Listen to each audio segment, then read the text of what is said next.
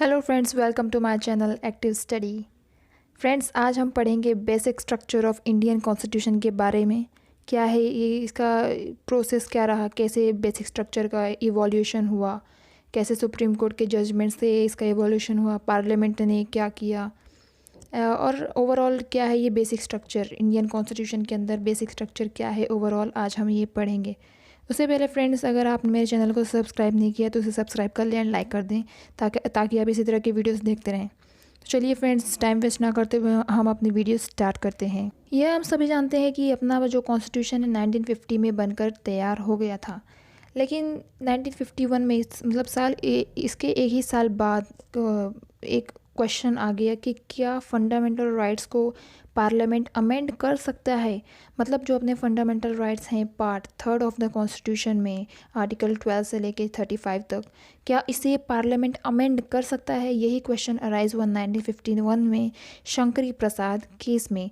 चलिए, इस केस को समझने के पहले हमें समझना पड़ेगा कि आर्टिकल 13 और फर्स्ट अमेंडमेंट एक्ट आर्टिकल 13 में लिखा हुआ है कि जो सारे लॉज, जो भी पार्लियामेंट लॉज बनाती है या फिर स्टेट गवर्नमेंट या फिर सेंट्रल गवर्नमेंट लॉज बनाती है, अगर वो फंडामेंटल राइट्स के अगेंस्ट में जाते हैं, मतलब उसको उससे इनकंसिस्टेंट हैं या फिर डिरोगेटरी, मतलब उसके अगेंस्ट में जाते हैं, उसको वायलेट करते हैं, फंडामेंटल राइट्स को, किसी भी फंडामेंटल राइट्स को अगर वायलेट करते हैं तो वो सारे लॉज जो हैं वॉइड कर दिए जाएंगे। मतलब उससे माना नहीं जाएगा, उसे मान्यता नहीं मिलेगी, उसे ख़त्म कर दिया जाएगा, वॉइड कर दिया जाएगा। मतलब आर्टिकल 13 जो है वो जुडिशियल रिव्यू को प्रोवाइड करता है, मतलब उसके अंदर जुडिशियल रिव्यू की बात होती है। अब आप लोग मुझे बताइएगा कमेंट बॉक्स में कि जुडिशियल रिव्यू सेंट्रल मतलब supreme court and high court की पावर जुडिशियल रिव्यू कौन से आर्टिकल कवर करता है। कि अगर स्टेट गवर्नमेंट या फिर सेंट्रल गवर्नमेंट कोई लॉ बनाती है और अगर सुप्रीम कोर्ट द्वारा मतलब उसको जुडिशियली रिव्यू करने के बाद अगर उसे फंडामेंटल राइट से इनकंसिस्टेंट या फिर उसको वायलेट करता है तो उसे वॉइड कर दिया जाएगा, उसे ख़त्म कर दिया जाएगा। अब देखते हैं फर्स्ट अमेंडमेंट एक्ट में क्या हुआ था। 1951 में ये अमेंडमेंट हुआ था। फर्स्ट अमेंडमेंट इंडिया के कॉन्स्टिट्यूशन में पहला अमेंडमेंट हुआ था 1951 में। इसमें पहली बात तो ये हुई थी कि राइट टू प्रॉपर्टी जो एक फंडामेंटल राइट था उस टाइम पे, उसको हटा दिया गया था, उसे कर्टेल कर दिया गया था। देन सेकेंड पॉइंट, इसमें नाइन्थ शेड्यूल ऐड कर दिया गया। और चूँकि नाइन्थ शेड्यूल जो है वो इम्यून है फ्रॉम जुडिशियल रिव्यू, इसीलिए लैंड रिफॉर्म से जो भी रिलेटेड लॉज हैं उनको इस शेड्यूल में रख दिया गया ताकि उनका भी जुडिशियल रिव्यू ना हो सके, उसको भी प्रोटेक्ट कर लिया गया 9 शेड्यूल के अंदर। आई होप आपको article 13 and first amendment act समझ में आ गया होगा। अब देखते हैं शंकरी प्रसाद केस क्या था। शंकरी प्रसाद वर्सेस यूनियन ऑफ इंडिया 1951 में एक केस गया सुप्रीम कोर्ट के पास कि इसमें क्या हुआ था कि constitutional validity of first amendment act को चैलेंज किया गया था। मतलब ये जो अभी हमने पढ़ा फर्स्ट अमेंडमेंट एक्ट क्या था, इसके अंदर क्या किया गया था, राइट टू प्रॉपर्टी को हटा दिया गया एंड 9th शेड्यूल ऐड कर दिया गया। इसकी कॉन्स्टिट्यूशनल वैलिडिटी को चैलेंज किया गया था इस शंकरी प्रसाद केस में। इसका मतलब ये है कि सुप्रीम कोर्ट को चेक करना था कि जो फर्स्ट कॉन्स्टिट्यूशनल अमेंडमेंट एक्ट है जिसके अंदर राइट टू प्रॉपर्टी को हटा दिया गया है या फिर 9th शेड्यूल ऐड कर दिया गया है, इसको कॉन्स्टिट्यूशन को वायलेट तो नहीं कर रहा है किसी भी प्रकार से। सुप्रीम कोर्ट को यह चेक करना था। सुप्रीम कोर्ट ने इसमें क्या कहा, ये देखते हैं। सुप्रीम कोर्ट ने कहा कि जो पार्लियामेंट की जो पावर है कॉन्स्टिट्यूशन को अमेंड करने की, इसके अंदर फंडामेंटल राइट्स को भी अमेंड किया जा सकता है। मतलब सुप्रीम कोर्ट ने कह दिया कि फंडामेंटल राइट्स को भी पार्लियामेंट अमेंड कर सकती है। तो इसका मतलब ये हुआ कि जो फर्स्ट कॉन्स्टिट्यूशनल अमेंडमेंट एक्ट है वो वैलिड है, कॉन्स्टिट्यूशन को वायलेट नहीं करता, क्योंकि उसमें फंडामेंटल राइट जो कि राइट टू प्रॉपर्टी उसको हटा दिया गया था फर्स्ट अमेंडमेंट एक्ट के अंदर। और सुप्रीम कोर्ट ने ये भी कहा कि जो आर्टिकल 13 के अंदर जो लॉज की बात की गई है उसमें सिर्फ ऑर्डिनरी लॉज ही आते हैं, नॉट कॉन्स्टिट्यूशनल अमेंडमेंट। मतलब जो कॉन्स्टिट्यूशनल अमेंडमेंट है वो ऑर्डिनरी लॉ नहीं है। इसीलिए पार्लियामेंट जो है फंडामेंटल राइट्स को अब्रिज कर सकती है, मतलब हटा सकती है बाय कॉन्स्टिट्यूशनल अमेंडमेंट एक्ट, और वो आर्टिकल 13 के हिसाब से वॉइड भी नहीं कहा जाएगा, मतलब उसको वॉयलेट भी नहीं करेगा ना। आर्टिकल 13 को ये वॉयलेट नहीं करेगा कि पार्लियामेंट जो है अपने 368 अमेंडिंग पावर के अंदर किसी भी फंडामेंटल राइट्स को अमेंडमेंट कर दे। यह आर्टिकल 13 का वॉयलेशन नहीं होगा, सुप्रीम कोर्ट ने यह भी कहा। सुप्रीम कोर्ट के इस जजमेंट के बाद पार्लियामेंट ने 17th कॉन्स्टिट्यूशनल अमेंडमेंट एक्ट में नाइन्थ शेड्यूल में कुछ स्टेट एक्ट्स को इंसर्ट कर दिया। मतलब कुछ स्टेट के जो एक्ट्स हैं उसको 9th शेड्यूल में इंसर्ट कर दिया।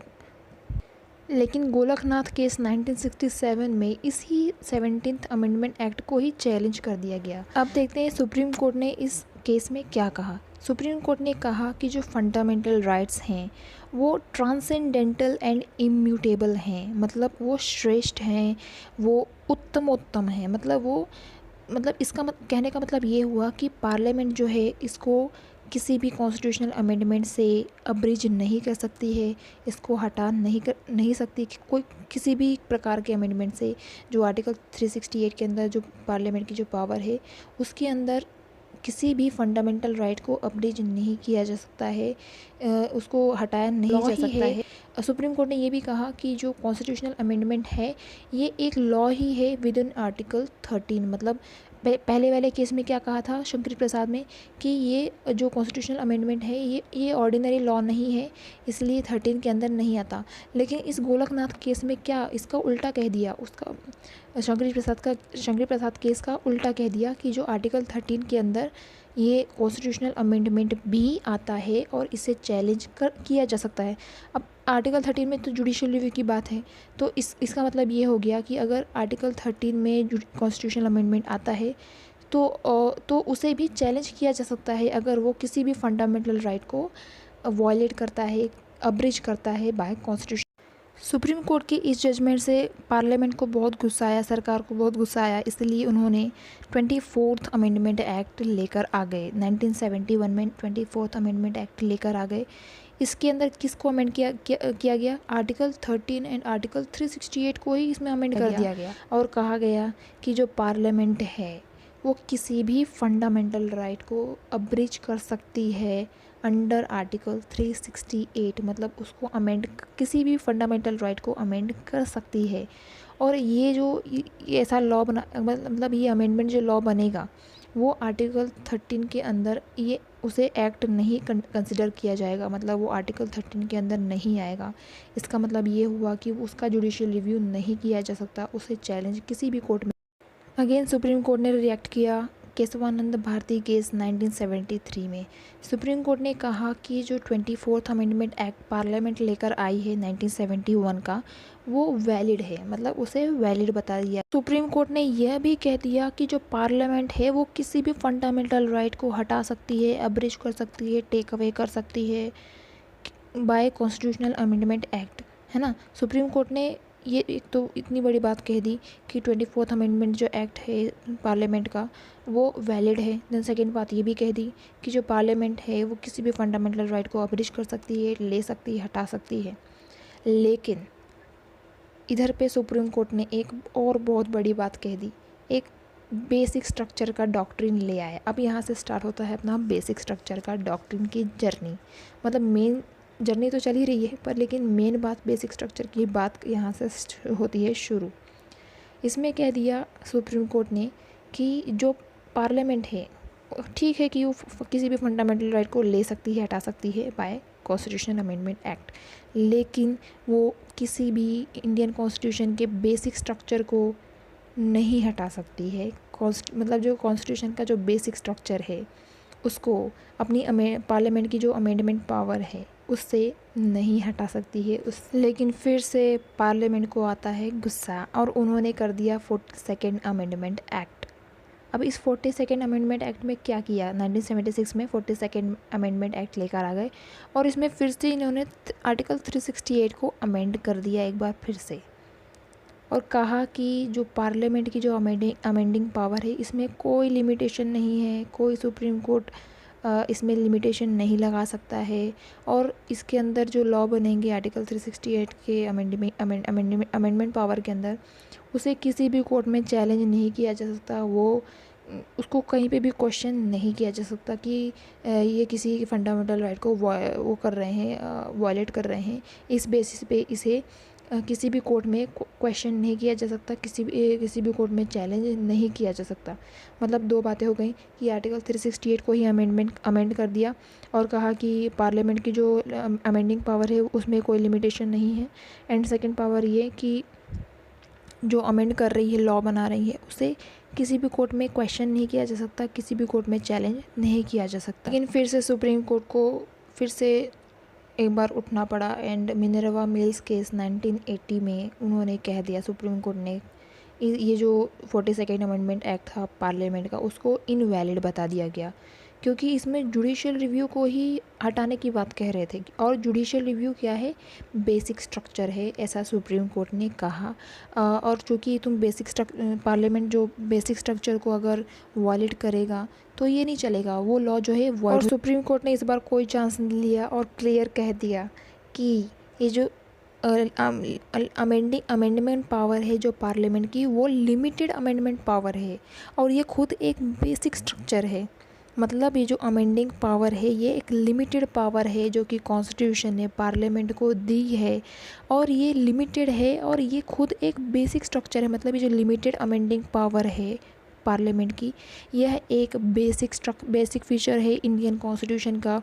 मतलब इसका मतलब ये हो गया कि इसका भी वॉयलेशन अगर होगा तो ये भी वॉइड। तो इसका मतलब क्या हुआ, सुप्रीम कोर्ट कह रहा है कि जो खुद कॉन्स्टिट्यूशन ने ही पार्लियामेंट को लिमिटेड अमेंडमेंट पावर दी है, तो फिर वो खुद ही कैसे उसको एनलार्ज करके एब्सोल्यूट पावर बना सकता है।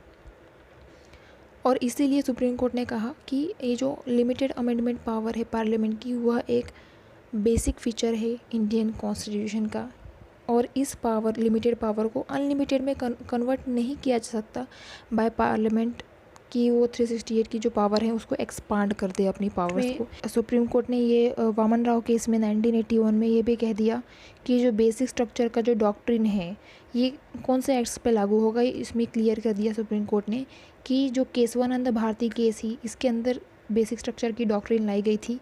इसीलिए जो उसकी डेट है, उस केस की जो डेट है 24 अप्रैल 1973, मतलब इस डेट के बाद जो भी लॉज बनेंगे उस पर बेसिक स्ट्रक्चर डॉक्ट्रिन का एप्लीकेशन होगा। इस वामन राव केस में सुप्रीम कोर्ट ने क्लियर कर दिया। अब देखते हैं कि जो ये बेसिक स्ट्रक्चर का जो डॉक्ट्रिन है इसके एलिमेंट्स क्या क्या हैं। मतलब इसके अंदर कौन कौन से फीचर्स आते हैं, मतलब कोई भी कॉन्स्टिट्यूशन का कौन कौन सा लॉ आता है जो बेसिक स्ट्रक्चर में उसे हम मानेंगे। तो देखिए, इस सुप्रीम कोर्ट ने कोई क्लियर कट डेफिनेशन बताई नहीं है कि बेसिक स्ट्रक्चर में क्या क्या आएगा। ये तो हमें सुप्रीम कोर्ट के जजमेंट से ही पता चलता है। मतलब टाइम टू टाइम जो जजमेंट सुप्रीम कोर्ट देते रहता है उससे पता चलता है कि ये मतलब कॉन्स्टिट्यूशन का कोई पार्ट बेसिक स्ट्रक्चर है। जिसे केशवानंद भारती में कह दिया कि सुप्रीमेसी ऑफ कॉन्स्टिट्यूशन, मतलब कॉन्स्टिट्यूशन सुप्रीम है, ये एक बेसिक फीचर है। एंड ये भी कहा कि जो लेजिस्लेचर एंड एग्जीक्यूटिव और जुडिशरी की जो सेपरेशन है, मतलब इनकी जो पावर्स का सेपरेशन है, वो भी बेसिक फीचर ऑफ कॉन्स्टिट्यूशन है। मतलब इस प्रकार से time to time Supreme Court judgment देता रहता है कि बेसिक फीचर में क्या क्या आएगा। इसलिए आप सुप्रीम कोर्ट के जो जजमेंट्स हैं उससे अपडेट रहिए और जो मतलब पुराने जो जजमेंट्स है बेसिक फीचर के, उसको भी अपडेट कर लीजिएगा। ये भी UPSC and other civil services competitive exam के पॉइंट ऑफ व्यू से इम्पॉर्टेंट है ना। तो आप इसे अपडेट कर लीजिएगा। और ये है बेसिक स्ट्रक्चर ऑफ कॉन्स्टिट्यूशन की कहानी, मतलब हिस्ट्री, केसेस टोटल। अगर आपको ये समझ में आए हो तो प्लीज़ इसे लाइक एंड सब्सक्राइब करना ना भूलें, ताकि आप इसी तरह की वीडियोस और आगे फ्यूचर में देखते रहें। मैं डालती रहूँ वीडियोस, बनाते रहूँ। Okay, bye bye, thank you.